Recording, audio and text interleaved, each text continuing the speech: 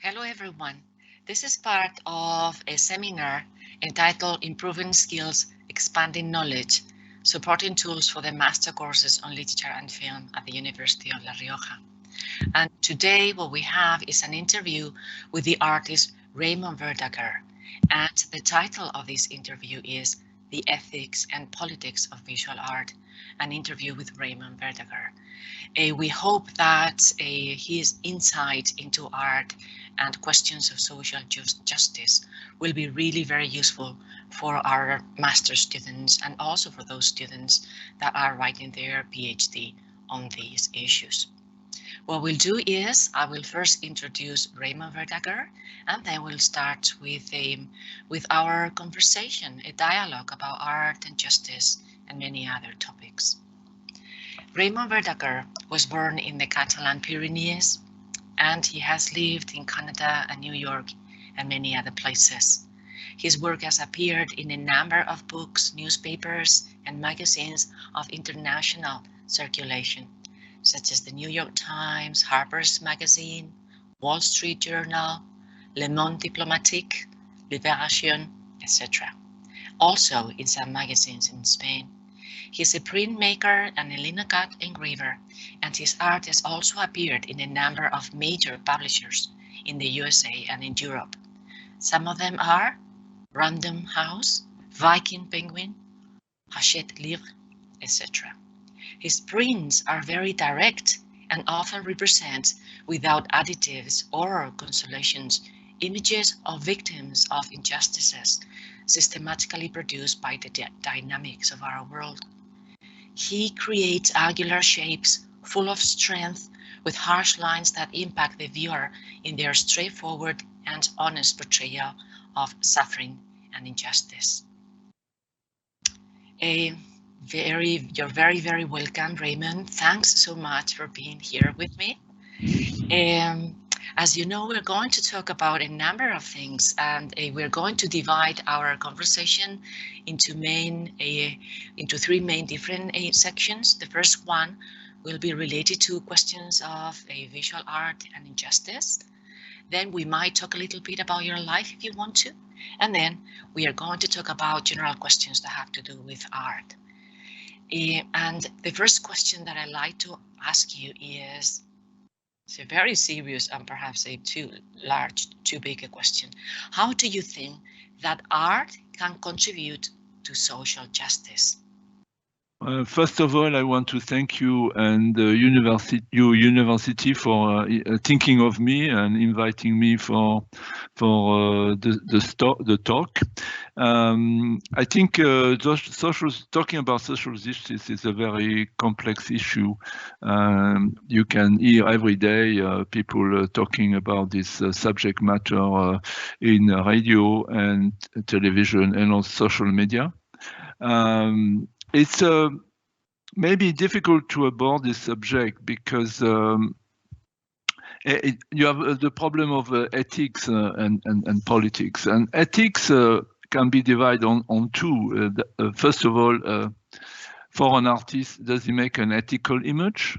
And then second, independently, is the artist ethical? You know, and he has been a real serious issue which has contributed to jail and even murder of artists because they have tried to express an opinion, and some people have believed that they went too far or is not okay.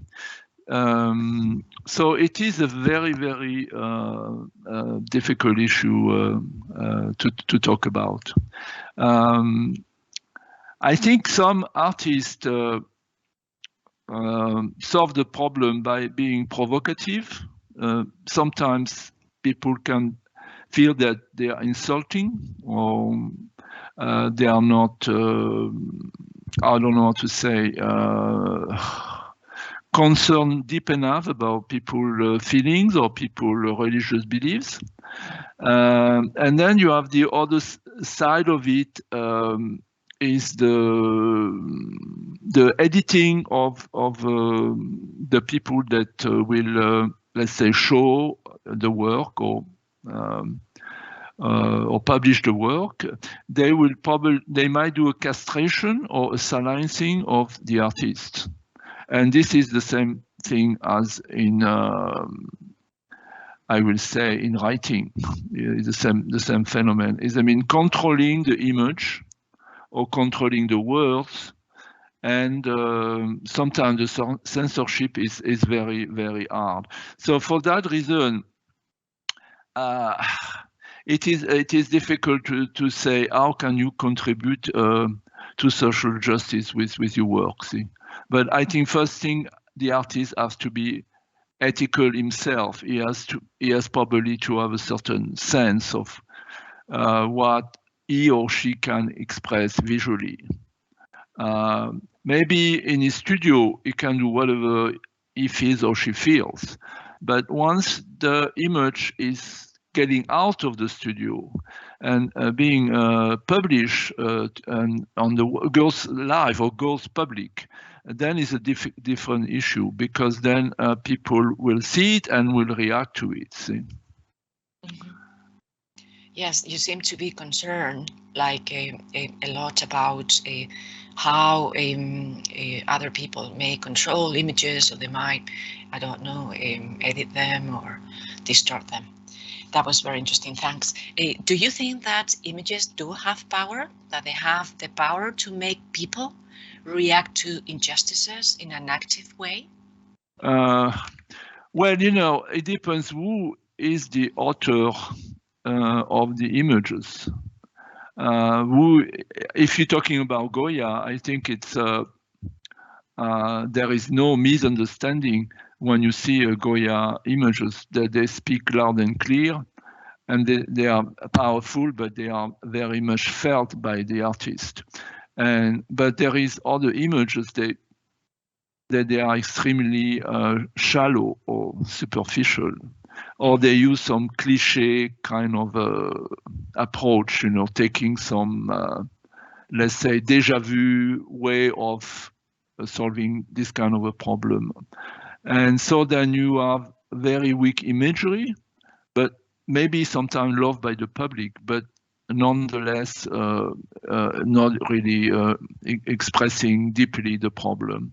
But sometimes, again, the editing world, the people they are in the power to, let's say, promote or to bring this to the viewer, whatever is on a screen or whatever is on a paper, you know, exerts censorship. You know, they will. It's not called like that, but it is obvious, you know, that you have that they are making choices. You know, there is also ways to do it. You can take an image, you can crop it, you can do all kinds of things to. You can add, and then the image becomes different, and very often is intentional. Then you have another problem when things are published, is that, for example, the art director or the editor feel that you know, there is they want to put more text, so they will make the image very small, or they will crop the image. So there you have all kinds of interaction that makes it very difficult for the artist sometimes to, even if he's deeply involved and honestly involved, to present fully his image. I see, and also perhaps from the point of view of the audience, because like a lot of theorists say that there is a saturation of images in our world, that it's not only that we look away, that we see something that bears witness to some kind of injustice, that there are so many of those images around in our world that we're not affected any longer, that we just look away and don't pay proper attention to them. I don't know whether you think this is so, that there are too many images and that we are exposed, especially in the first world, we are exposed to these kind of images, and our power for empathy perhaps has diminished. I don't know. I think you have a very good point about the saturation of image, and also there is the time that the viewer dedicates to an image. I think it's about 2 seconds. Yes, yes. Very short time. I think there is a saturation because there is, it's like, you know, it's consumerism, you know, it's the same problem of consumerism, you know, or fast food. It's part of our society.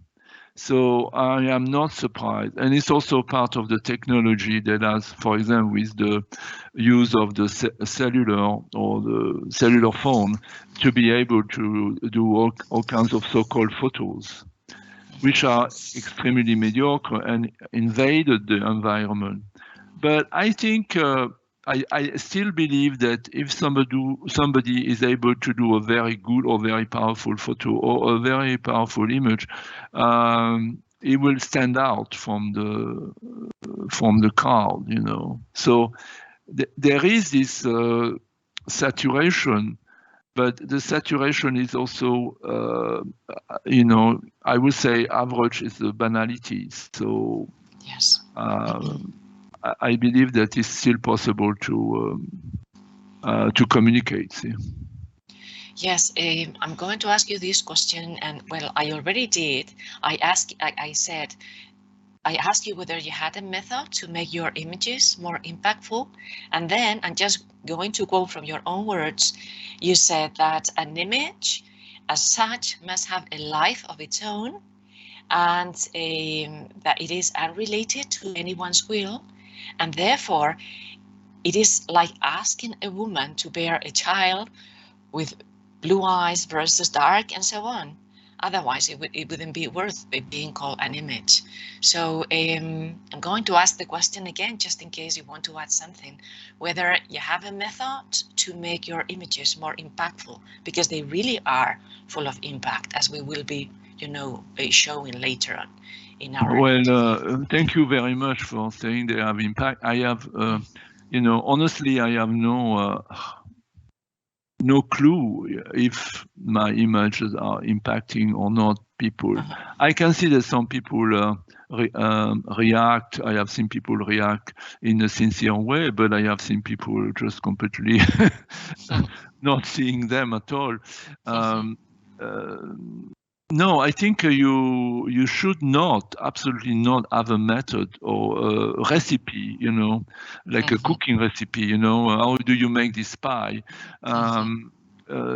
to impact people. In fact, my father was a chef, and he was making a cake that was pretty good, and he was sometimes, you know, giving to people, to friends, you know, his cake. He liked to do that. And of course, usually the woman of the house was saying, "Oh, can you give me the recipe? It's so good." And my father will never, ever give the recipe, because he knew that it was not a question of, you know, list of ingredients, but there was other things that they are in action during the process and the cooking. They cannot be explained, you know. They cannot be, and it's a matter of there is a certain way, a certain sensitivity of the approach, even if it's ingredients, you know. And I think it's the same with the art. And there is also a lot of improvisation that you need to do. Like today, for example, I need also to improvise. I cannot just be reading a page, you know.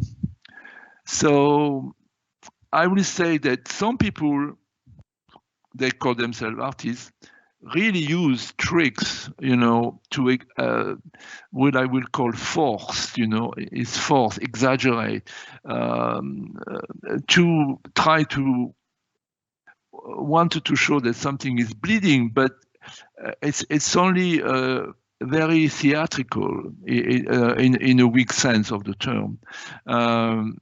And I don't think he bears any substance. So I think you have to work sincerely. My father said that he was writing very good letters. He said, to me one day, if you write sincerely a letter, it's a good letter. In some ways, he's right. You know, he's not totally right, but he's certainly right on the fact that I believe that everything you do, you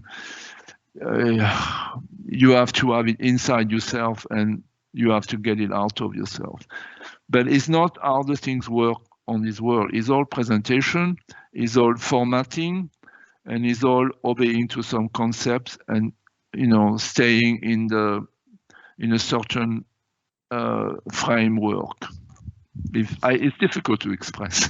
Sorry. No, you did it perfectly. You did it perfectly. You're too kind. No, you were you give very me a eloquent. hair on this one. Well, Raymond, we'll be showing right after this next question, a series of images that have to do with wars that you made in the past. So my last question before showing these images would be if there are some kind of breaches of the human rights that somehow have affected you most, you know, when you heard about them or saw them or try to, you know, create an art piece or an artwork out of them. Yeah. Well, you know, once I asked the art director of the New York Times I was working with why he will choose me, you know, and he knew that my work was rather slow to deliver because when you have to do an engraving, it takes much more time than the usual illustration or drawing that is done in pen and ink that can be done in half an hour or an hour, whatever. But this takes me the whole day. So there was a very big chance that I could miss the deadline. It was always my fear. And I say, why do you trust me on that? He said, simply that. He said, you know, if you are passionate about it, you're going to do a good work. So in fact, he was betting on the fact that he knew that the subject matter he was choosing me to work on, I will be passionate about it. And so he felt that because of that, I would be able to deliver. And I think that is the case, you know. You have to really sincerely believe on it. No, I forgot totally what was the question. The question, well, you've already answered a different question that that probably I would have in mind later on. The question is if you have come across a breach of human rights or some kind of injustice that it was really, you know, harrowing for you, that you find it difficult to, you know, kind of digest or assimilate or transform into an artwork. Well, you know, I find that any breach of human right is terrible, no matter the intensity. Certainly, one of the ones I will definitely feel extremely affected if it happened to me is the torture. But there is other subject. I have done a few subject matter related to torture. They were asked from me. I didn't. They were commissioned, but is a subject, and the subject, of course, of immigration. Are you still there? I'm still here, but because you were talking about torture, and you see our second slide was about this, this image that you did that has to do with a person that's been tortured and is being tied to a bed.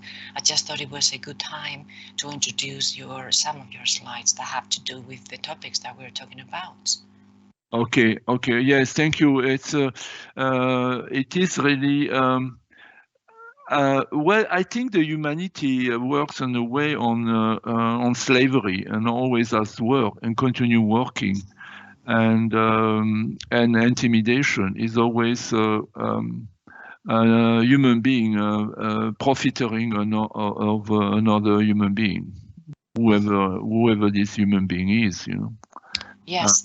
Now, Raymond, I'll be showing a series of images that have to do with wars that you have made in the past. So if you would like, you would be so kind as to comment on some of them, all of them.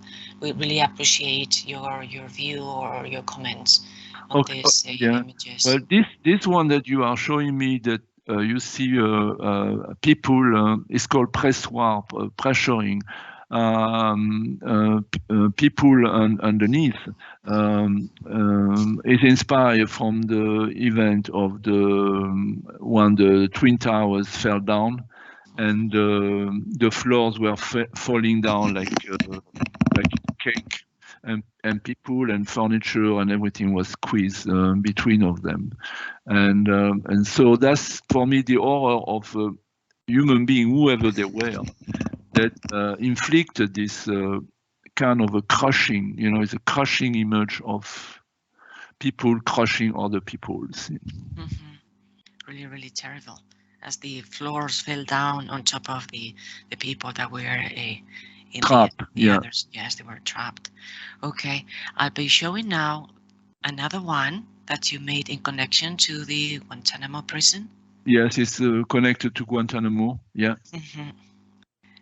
And there we can read an excerpt from the person who wrote the piece that your image accompanies, about how prisoners were treated there, and about how most of them didn't receive a trial, not even a fair trial, that most of them were not taken to court. Yeah, it's true. Yeah. This is a devastating issue, I feel. Yeah. Then we have this other one about the Darfur humanitarian crisis. Yeah, this one is related to Darfur humanitarian crisis, where people are basically refugees and living in terrible condition, and shortage of food, and a lot of rape, slaughter, and starvation.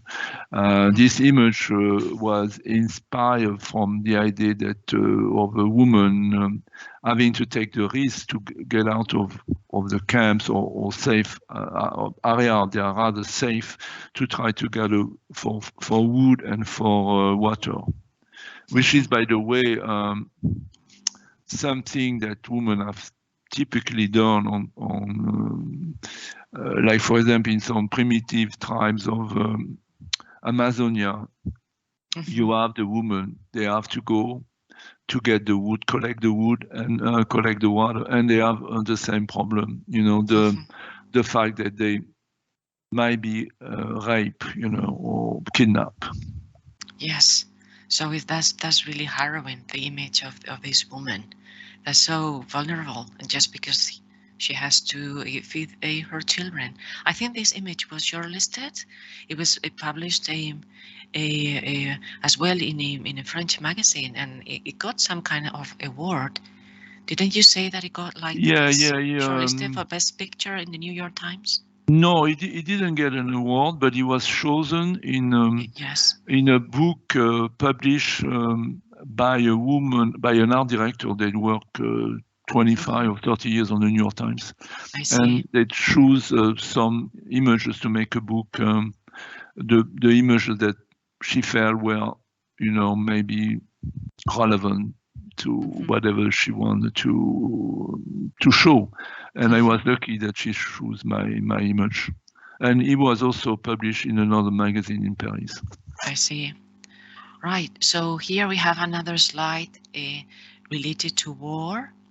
Yeah, this was in commemoration of 5 years of war in Iraq. I have to say that all the images I've done on the war were all images of the Iraq war. I somehow followed the Iraq war from the start, more or less from the start, and I was able to do images related to that. So this was an image that was a double-page spray on the New York Times, and had to do with people writing about the war, commenting about the war, and they were the people, very important people, politicians or military. They were commenting about that. And I wanted to say honestly that one part of this image, the two men carrying a wounded person or a dead person, is inspired from Goya etching. Mm-hmm. Yes, okay, that's very interesting. Like this one as well, related to war. Yeah, that was one day. Yes. The Americans had 22,000 deaths, military deaths in Iraq. Mm-hmm. And then you see, one can see that there are soldiers walking on the coffins. Yeah, they are soldiers. They're supposed to walk by the coffins, which represent that they walk by the fact that they will risk of dying or being on stepping or jumping on the coffin. And the two first one is pretty obvious. You can see that they are stepping into the coffin. Mm-hmm. Right, and the last image that we're going to show in this series that has to do with wars is this one, Paris riots. And the caption goes, "Be French or die trying." Perhaps you would like to make some kind of comment on this. Well, I think I was chosen to do this image because obviously they know that I was French, or at least I had a French passport. So I think the art director got a kick on asking me to do that. See, be French or die trying. But in fact, it has to do with trying because these kids, they were revolting against the police and started the riots and started to add the cars in fire, etc., where most of them are children from immigrant families. Mm-hmm. They live basically on the outskirts of Paris and like in the ghettos. See? And I am very sensitive to the idea of the immigration because I am from myself from immigrant refugee family. And now we're going to deal with another part of your person, that is, if you want to, your biography, like your life as an artist. Okay, and then at the end of this section, we're going also to show our viewers some other images. So my first question in this sense is, perhaps it's a very, I don't know, kind of stupid question. How did you become an artist? What drew you to visual art? What were your first experiences as an engraver or as a painter? You can just answer the three of them, one of them, or not answer them at all. Well, okay. What got you started? I have a cappuccino now, and when I return, maybe I will think about it. Well, usually I am very resentful about talking about myself and my life. I think, like for example, on social media, like in Instagram, there is people they are posting a lot of images about themselves. And not about the work they do or some of the work. I believe that I have to, except when it's really connected to a special event, like today, for example, interview. I shouldn't have myself up front.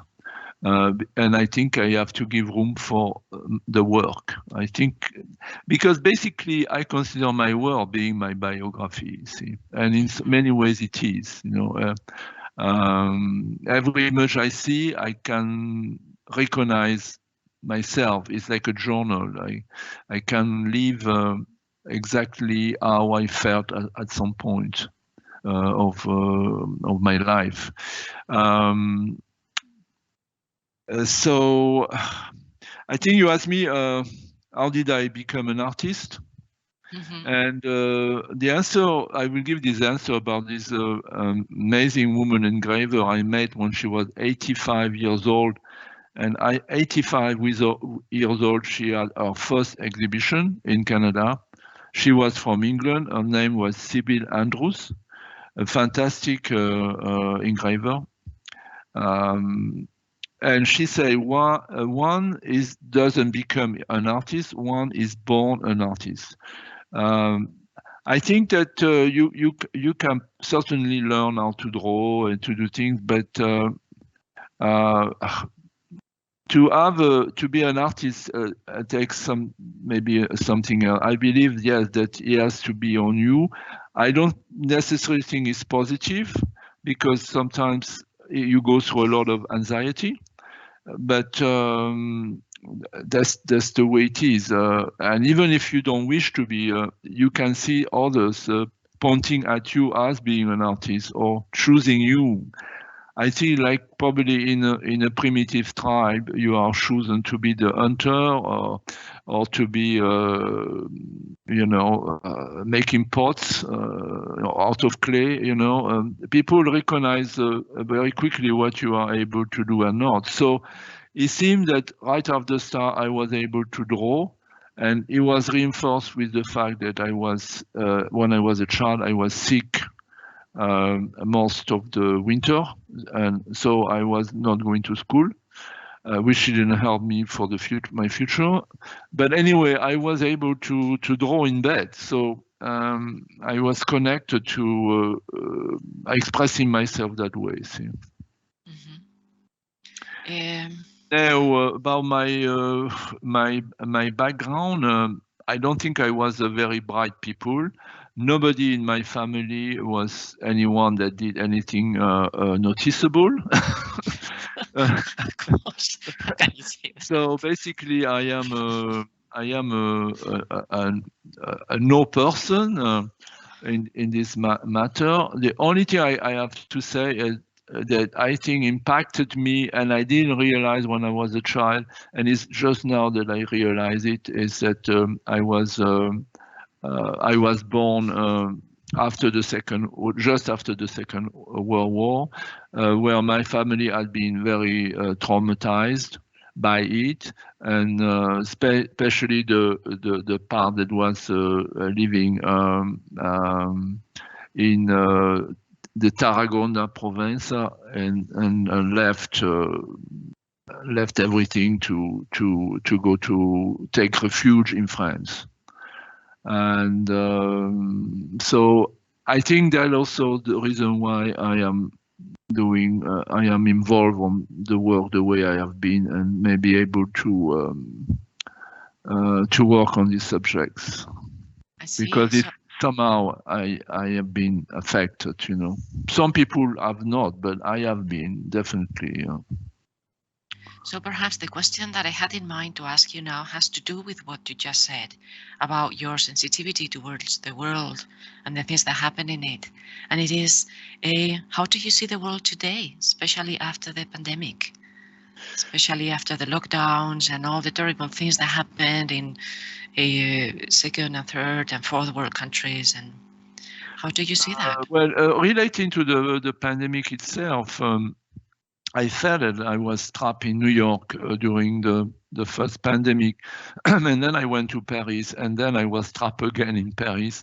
It was a different atmosphere in Paris and in New York, but when I was in New York and I heard the news and I heard the way they explained what was going on, and the restrictions, they were very drastic, which was completely unbelievable for any New Yorker, because they used to do what they want,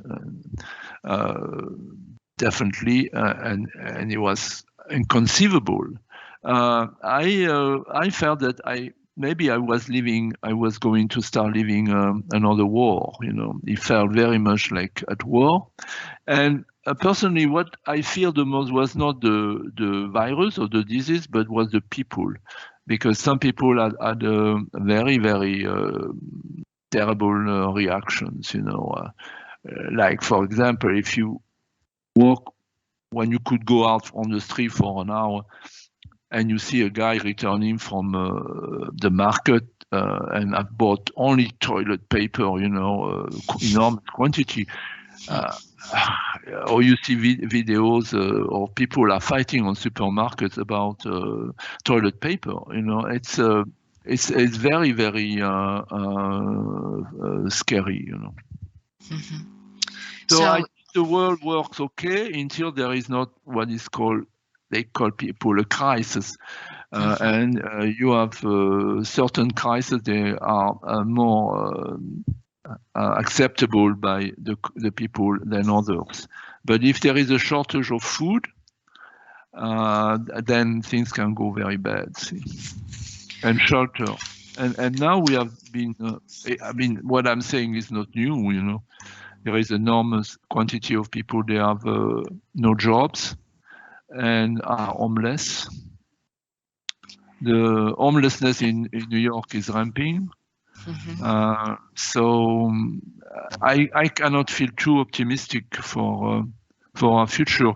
On the other hand, what I find the most scandalous is as people have that already had so much money, add more to their pockets, you know.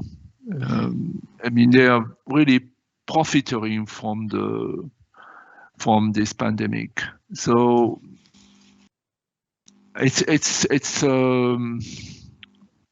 more than concerning. It's frightening, you know. It is indeed. Because some people go out with murder. If at least these people, they get, you know, rewarded handsomely with the fact that there was a pandemic, did funnel this money to the people they need, that would be okay. But it's not the case, you know. They just use it to be to do more profiteering. I'm sorry, I'm too long on this subject. No, that's great. You're talking of very important topics, current topics nowadays, and that sometimes we, the people that live in first world countries, are turned a blind eye on. And because of this, because you were talking about health and the environment and about the illegal profiting from the pain and the poverty of others, we are going to introduce some of your images that relate to health and to the environment, such as this one that I hope that you are seeing right now on your screen. Yeah, I see very well. I just would like to add one thing that from the conversation. From what I experienced in New York, on the time of the pandemic, you didn't see anyone on the street at 9 o'clock, except the people that were doing deliveries of food, pizza, and all that, and with bicycles. And they were all immigrants, you know, or people of dark color, you know. Okay, so the homeless, they were certainly undocumented, and that's what was going on. You know, there is another profiteering also, is that some people were safe at home, you know, being able to, with a telephone, to order whatever they wanted. Yes. And you have other people that really struggled, you know. So you mean that the homeless people, they were? No, they were not the homeless people. They were people. They were immigrants. Or people of dark color, you know, from very poor communities. The only resource that they had to survive was to do the deliveries with a bicycle, you know. I see. All over the town, where there was not a single car, there was not a single soul on the street, and they were with these bicycles delivering the food, you know. Yes, the same during the daytime, they were delivering packages, you know, to people, you know, from Amazon company that become so wealthy with that. Yes, utilizing people that basically are the poorest of our community, you know. Yeah, that was why I was wondering what happened to the homeless people. If only those people that did the delivery for like the food of the rich people were on the streets riding their bicycles, what happened to the homeless people? Were they given a place to stay, or were they just kind of, I don't know, shoved off the street? Or the reality is that I was locked down myself. I could not see more than I could see from my windows. Yes. But you know, if you are in the winter in New York and you are in the street, you will not survive very long. Yes. You know, I have a friend that was working in an hospital as a nurse, and she told me how people were coming with they frozen feet and fingers, and they were just dropping down. You know, they don't stay anymore in the. They are frozen. They just fall, you know. Right, so that's very sad.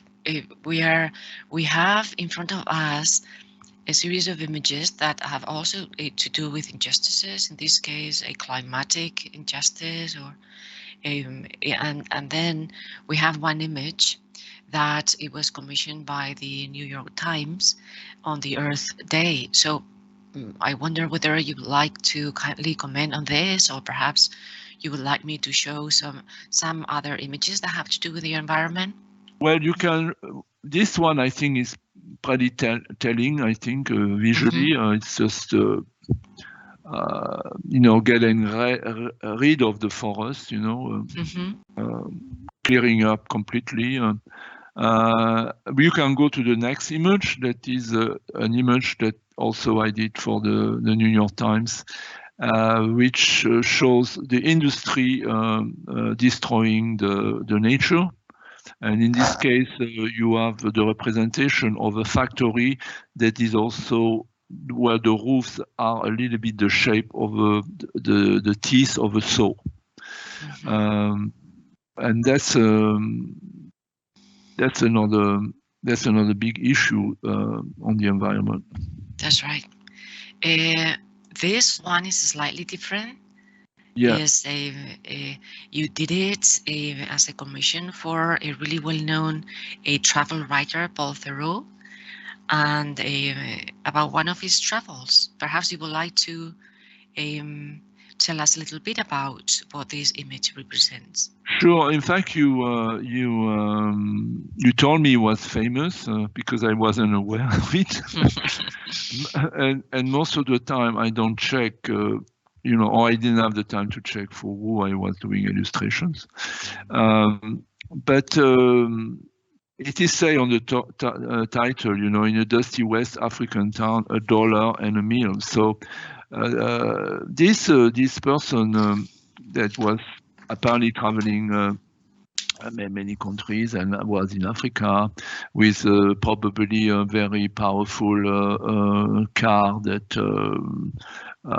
no one there can dream to buy or to own, got stuck because a mechanical problem happened, and so he got stuck in a little village, and of course he didn't have anything to eat, so he bought from a woman a few pieces of chicken that she had, but he, obviously when he was cooking them,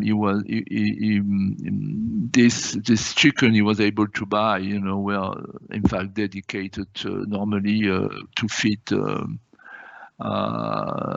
children. Yes. Okay, and the last image that we're going to see has got to do with health as well, and there is also a very potent story behind it that perhaps you'd like to comment on. Well, it is said commented by the writer, where he says, in fact, you can even donate your own breast cancer genes to another scientist without permission. I think the law has changed, but the company that do the research and the tests are so powerful that they have the right to keep all the information related to your own illness like their own property, meaning you have no rights on your own body, let's say, I represent first, or I propose an image with parts of bodies that were some are mutilated because it's part of your own body that goes out. But I decide they didn't want that. They didn't want anything of this kind of imagery. So I did this one on a rush. It took me, I had to do that in a few hours. It was a very, very, very fast way of doing the image. Conceive it and then engrave it. So they didn't want anything that was too shocking.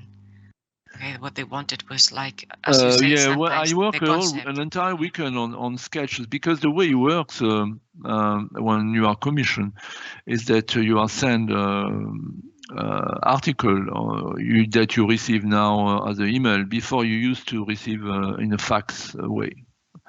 Now in the modern days, you receive an email, and so you read the piece, and then you have to submit your idea. Usually you're better off submitting more than one idea, because then they can choose. And because if you have only one idea, you know, you might be too short or don't have time to propose another one, because the deadlines are extremely short. And so I thought I did well, but this is a case of censorship of some kind of imagery is not acceptable, even if it is exactly what the text is saying. You know. I had the same problem illustrating a travel piece that here we don't have, about how women are molested around the world when they travel. It is a piece that almost didn't make it to the New York Times. They almost decide not to run the issue, you know. And so I had the art director, a woman, that supported me, and then you have two editors, two women. They weren't sure about the piece. Not only my piece, but about the story. But when you read the story about the author, it's all about women being raped here, being killed here, in this country, on this other country. You know, it was like, you read the first paragraph is all about, you know, being murdered and molested and raped. And then I made an image that showed a woman being assaulted by a man. No, that was not acceptable. I was shocked, but they didn't want that. So I had to make an image that suggested the idea that the woman could be molested, but not the action of being molested. I see. So you've all, this kind of thing has happened to you all the time, that sometimes they didn't want your images to be as explicit as you wanted them to be? Yes, that happens a lot, yeah. Mm-hmm.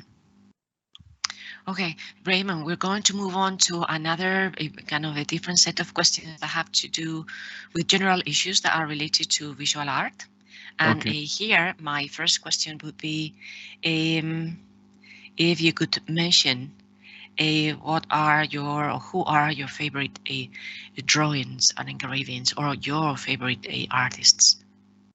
Okay, my favorite engraving or drawing is the one that I just did now at the present time, because then I don't want to part from this. You know, it's just like it's like maybe a woman delivering the child. You know, I want to hold it to it. As soon as I have done it, and it's, you know, the time is passing by, I have no more. I don't feel this kind of a possession. So basically, all my images are equal. Some images are stronger or weaker, absolutely, definitely. But I think it's not so important. I believe that what is important is to work. And when you work, you will have, like in life, ups and downs, and good results and weak results. And as you know, you have a good day, you have a bad day. That's what it is. But I think the most important is to work constantly, regularly, and then here and there some image appear is good. And as I say, one day you believe that one image is really good, and a year after or 10 years after, you look at that and you say, "My God, this is terrible." And I saw images recently that I did 40 years ago, which that I cross. I cross with the pen the image, and I put 0. I put 0. And in fact, I see, and I say, "My God." And the person that was with me said, "What did you do that? It's a good image." And I say, "Yeah, it's a very good image." And then I draw on the back of this image, and it's okay, the other image, but it's not as strong as the one that I cross. So I think it has to do with moments of inspiration. Yeah, I don't think I will be a good judge. I will need to get someone that I trust to choose the word and say, "Okay, you choose what you think is good and not, but not me." Mm-hmm. Thank you. Thank you for such honest answers. Another thing that I think would be very useful for our students is the following. Whether you could please explain in simple terms how engravings are made. Well, in simple terms, it's extremely difficult. But, you know, it boils down to what I say. Engraving is ups and downs. And also the other definition of engraving is hard against soft, or hard punishing soft, which is basically the definition of life. You know, like you have the one is physical in the jungle. The lion is more powerful than a gazelle or a zebra, and so is getting his teeth into it. And so engraving is that. It's about finding a softer material than and having an harder one to be able to dig into it. But this is one way to see it. The other way to see it more clearly is what I call ups and downs, meaning mountains and the valley.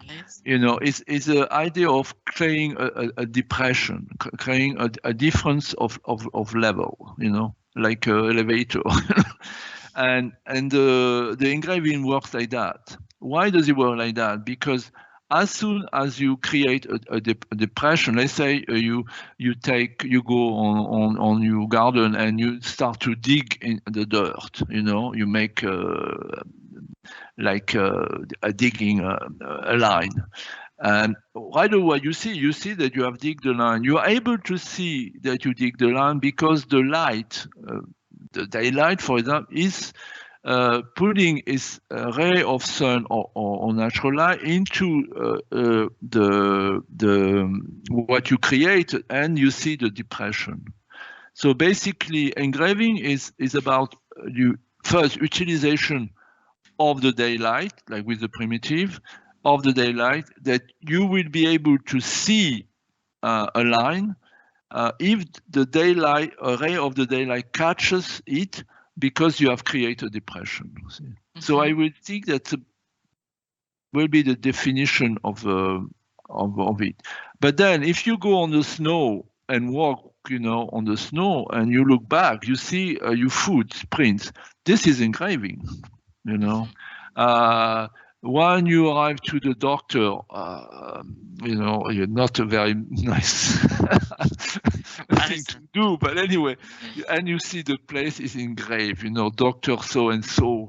Why? Because you can recognize better. You go to a cemetery, another very depressing walk, but anyway, it's the same. You know, the tombs are engraved. Why is it? Because it's a way to define the time. It's a way to, so timing will not erase easily, you know, the stone, you know. And otherwise, you could paint on the stone, you write the name, you know, or in a piece of wood. But the fact that you engrave it is the fact that you can make the lettering or the image more durable on the time, you know. That's the way I see it, you know.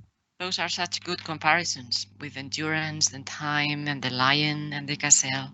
Yeah, because it's I see it really in a very even a very natural form. Unfortunately, and I'm probably gonna have to fight this if I am able to do this workshop here in this School of Fine Art in Italy.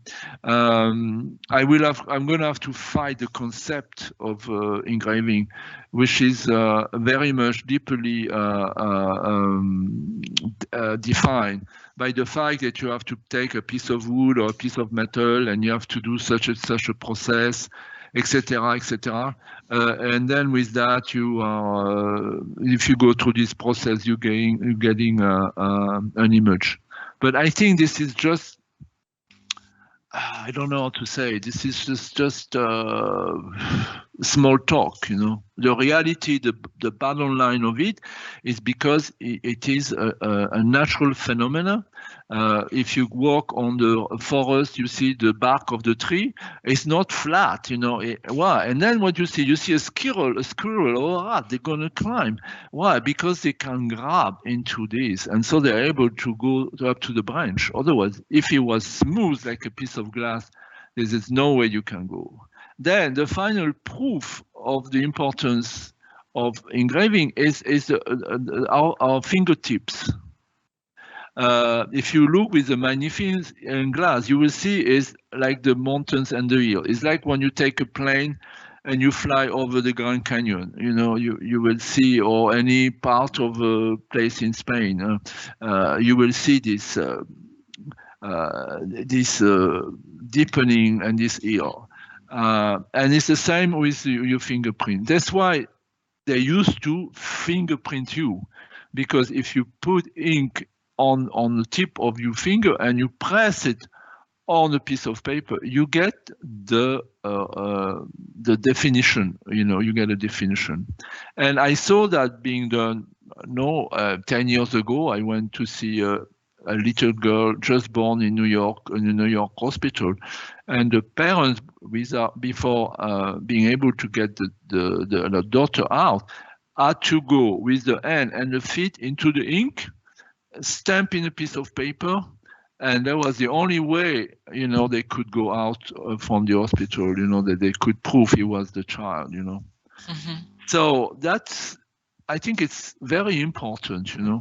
And the reason why we have this is not smooth on the tip of a finger is because we want to be able to grasp. Then we have a huge problem now because of the computerization with the smartphone and with the tablet. Everything is a piece of glass and smooth. And we are trying desperately to click, to touch this piece of glass in order to have a, let's say, a reaction, like the normal reaction that an animal has when he just grabs the bark when he climbs a tree. But we cannot, because it's just the heat of our body that is transferring to the mechanism of the through the glass to the computerized device. So it is and also what is interesting is in the presentation in the computer, which is totally flat, there is all kinds of icons and things that show like if it's in two-dimensional or three-dimensional, to break this monotony of the flatness, you know, because we cannot accept it. It's not part of our world. Our world is totally physical, and I think engraving is part of it, you know. That's why people, when they go to the bathroom, they take the key and they engrave their names, you know, or they cut in the bark of a tree, they put a heart. Because I think it's an urgent need to put pressure on something, you know. You're right. All your comparisons and examples are so very inspiring. Okay, because you've just taken the idea of how we live in a dimension where everything is not flat. It's in relief. There are ups and downs. There are differences in the surfaces. And with the digital world, it's not like that. And what you said about the fingerprints and everything, I think that this is going to be very useful to understand the art of engraving that most people, including me, don't know much about. And also what you said about time and endurance, and about how we are defined precisely by the ups and downs, the different surfaces in our bodies. I find that very inspiring. And because we are running out of time, what we're going to do now is sorry about that. I'm going to show like the last 8 images. Okay. Some of the images of your work, and I would like to leave it very clear that Raymond Verdaguer, you know, his the scope and you know his productivity is immense, and this is just a sample of some of the things that he has done.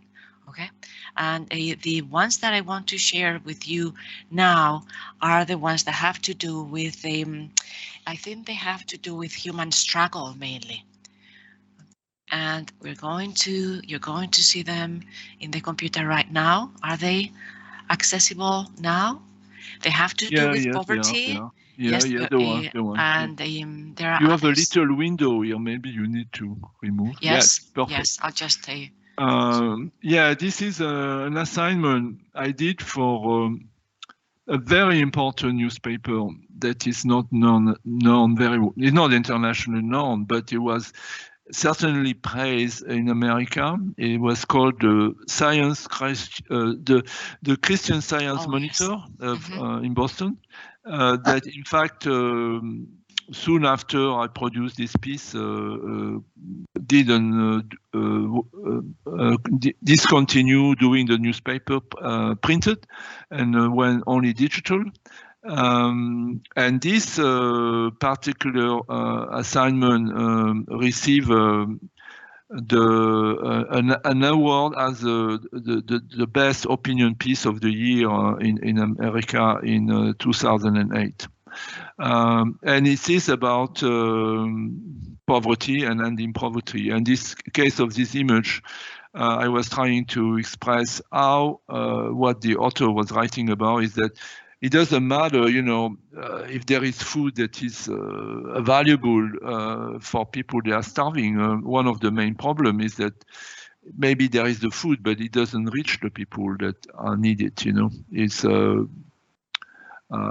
they don't have access to it for some reason. You know, even if it's sent to them or if it's supposed to be processed for them, for some reason they don't have it. See? This one has also. And this one has to do with the women that basically cooperate together in order to try to end the wars, you know, especially in Africa. So because wars are also a big problem for the destruction of the land and the environment and destruction of the food resources, you know. Yes. In fact, if you want to get rid of the people in a most primitive way, you don't need to kill them. You need to just destroy their food supplies. You know. That's right. It is said that Eisenhower killed 2 million Germans after the war by starvation. Yes, that one. Well, all of them are full of, I mean, we need to pause in them. I know we don't have time, but this one as well, of women that trying to fight or to end the militarization of Africa. I find it very... Yeah, the women are very big fighters. All over the world, in fact, you know, it's not recognized. And some places are able to survive because the women are getting together and working together, you know, because they are the ones they know that they need to feed the children and it's survival at the basics, basically. This one has to do with the civil rights and about the instruments of torture to African American people. It's not really torture. It's torture. Yeah, it's I would say it's a mental torture probably, but it's this is something true that I got inspired from. Of course, I made it on my own way, but it is really an historical element where. There was slavery in America. I believe there still is, but anyway, when it was we'll call official, it was official slavery in Africa. The slaves, they were run away. They were having, you know, they had all kinds of way to revenge from them, and one of them was to they have made a device. There was like a helmet, and on top of this helmet there was a set of belts. So if the slave will run away, they will hear the slave because he had these belts on on the helmet, and of course this helmet was locked into his head. He could not remove it. Mm-hmm. I mean, what men have done to men, it's unbelievable, really. It is unbelievable indeed. Yes, all these instruments of torture, the punishment collars and the slave iron beads and everything. And that image is connected to this other one on human rights as well, because it's about Africa and it's entitled Shackle to the Past. And perhaps it's got to do with the previous image that we showed.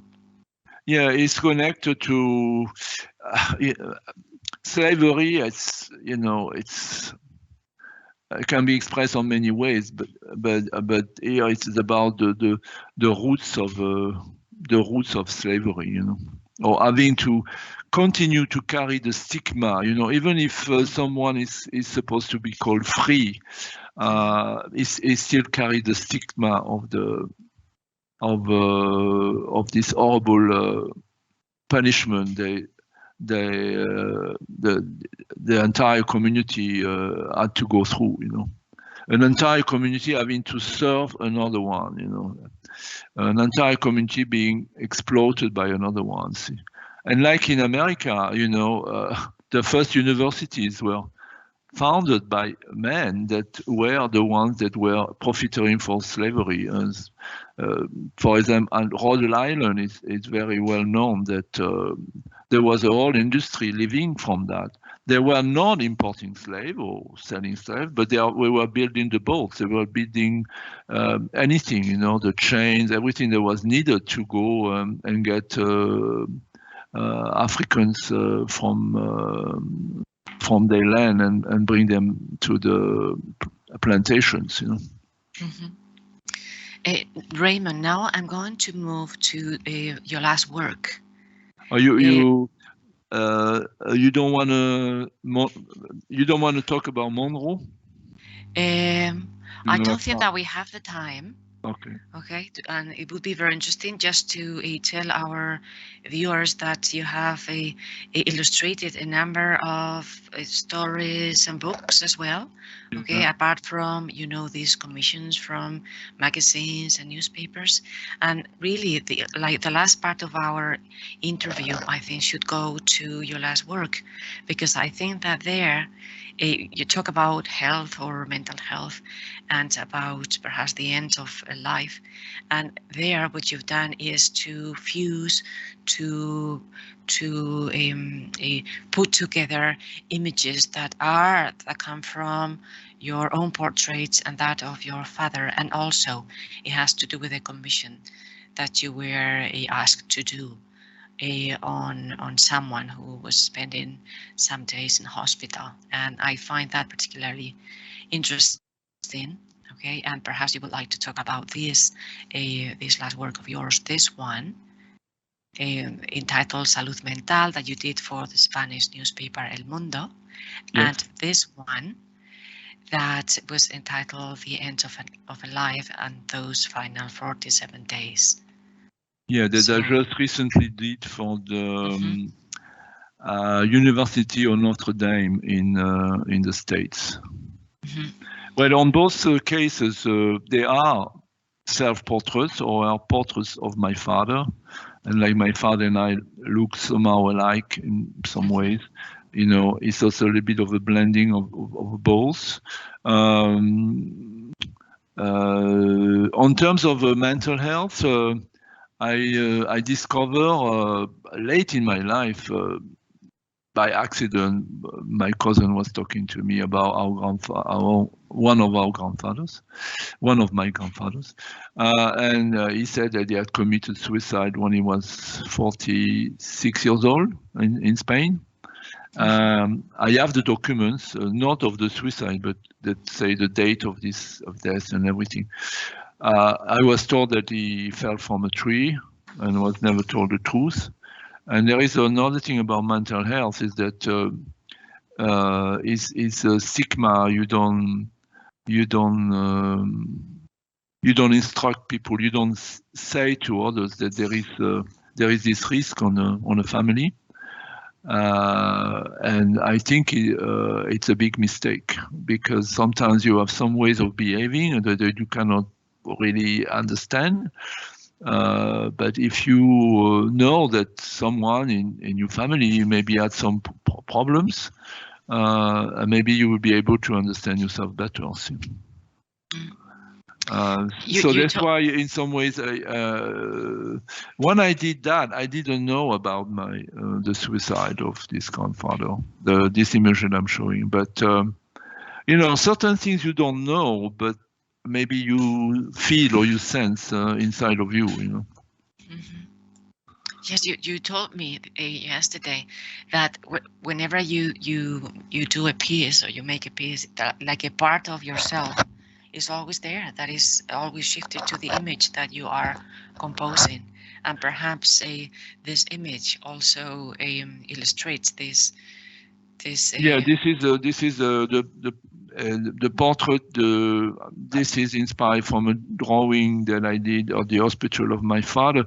He was not dying at that moment, but he was there for surgery, and I didn't know that it would be these last years of his life, and I recorded this. And ultimately, the assignment was about this priest that is recalling the last days with his father.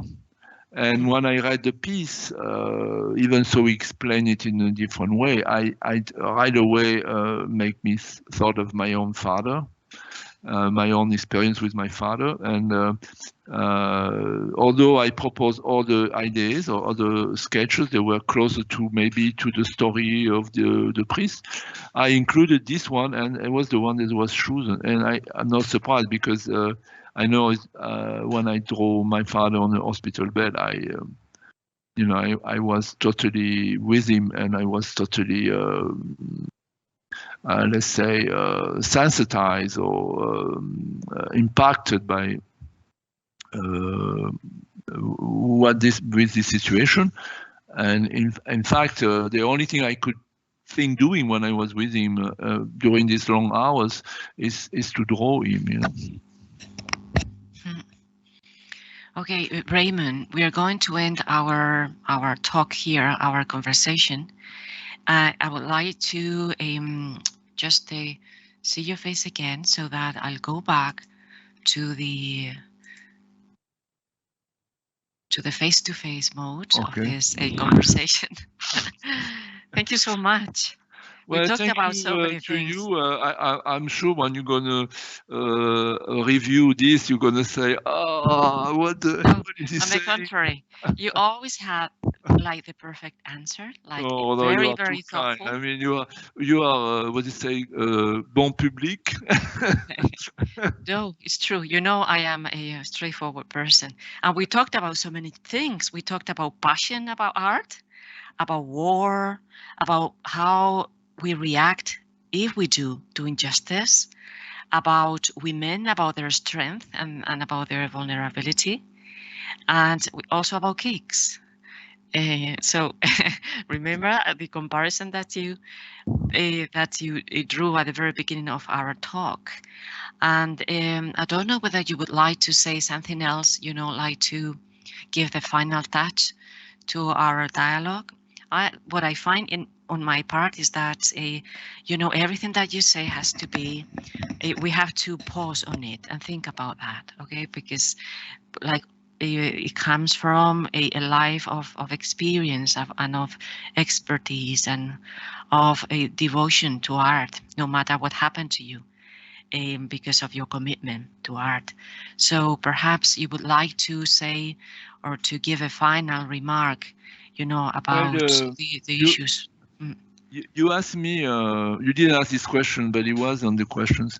Who was my favorite artist? Yes. And I will definitely say Goya. I think it's Goya is an amazing artist and Spanish artist and universal artist. And also Michelangelo. Michelangelo, but mainly Leonardo. Leonardo is I think it's unbelievable per person, you know, because he was not just an artist, he was also the one that started developing scientists to be a scientist and invent machinery. It was just completely incredible. The contribution not just to the art but to the humanity, you know.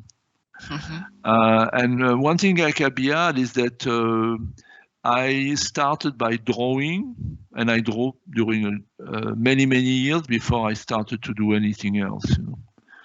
Because drawing is the basic of all the arts. See? Then I want also to acknowledge an illustrator. I think it's called illustrator, but in fact he's, in French we call dessinateur. It's really a fantastic artist.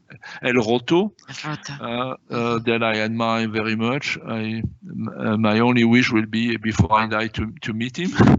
I think his work is. I won't say that he is like Goya, but he has this. At times he has this feeling, you know, coming from Goya, you know, and from the Spanish culture that is extremely rich. Yes, besides El Roto, there is another graphic artist in Spain that I admire very much. He's called Paco Catalan, and he always draws things in relation to cruelty to animals. And like every day, you know, he makes a drawing which he publishes. I think that man is also worth mentioning here, perhaps. So but there is also everyone else that nobody knows the name.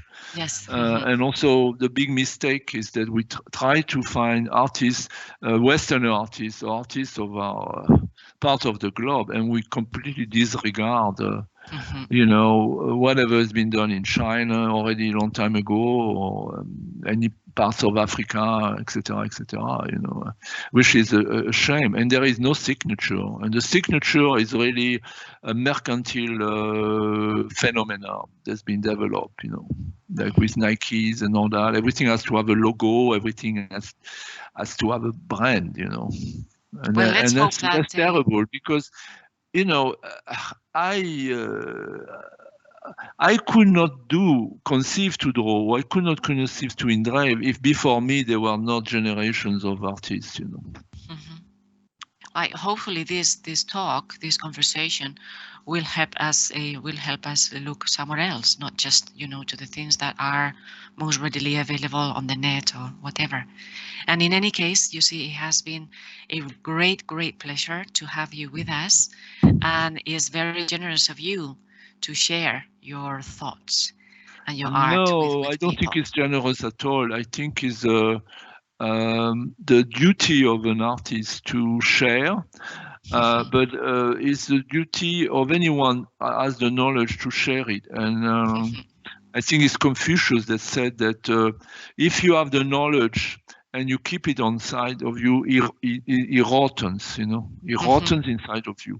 You need to share the knowledge. Yes. And I think I am trying to share the little I know, because I know very little, basically. You know. I will need many lives maybe in order to maybe arrive to something. Except if I was a genius, maybe like Leonardo, which I'm not. You're almost there, I think, if not already there. Yeah.